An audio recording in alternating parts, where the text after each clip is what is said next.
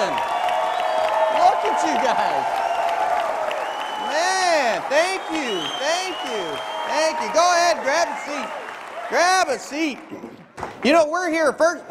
Congratulations. You guys not only packed this place, but you've got 100 plus going into the overflow. You guys absolutely sold out the place. Congratulations to all of you.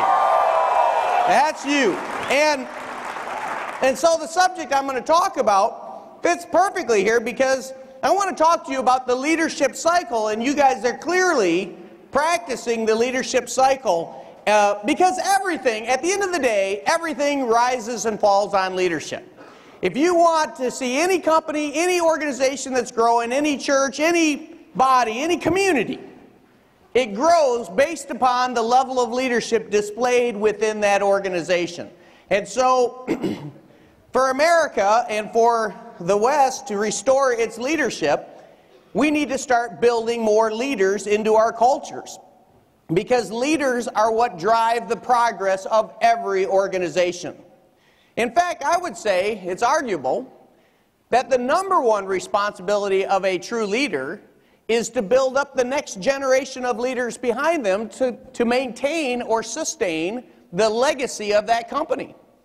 And so wherever you go and you see good leadership, you always find other leaders around them.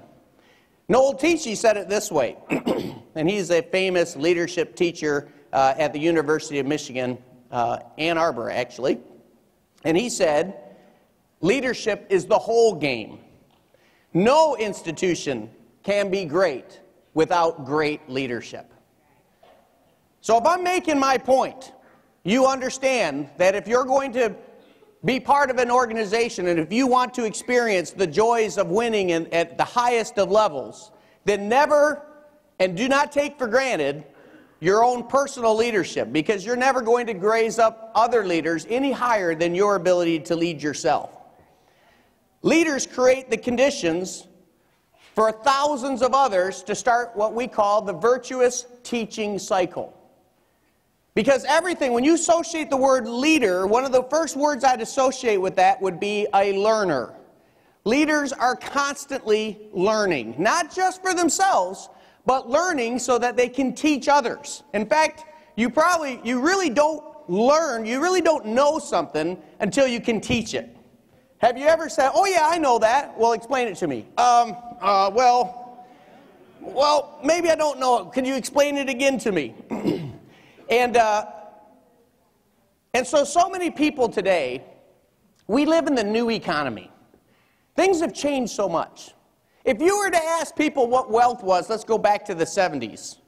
And in the 70s, wealth was how big were your plants, how much capital did you have on hand, and how much revenue had your organization produced.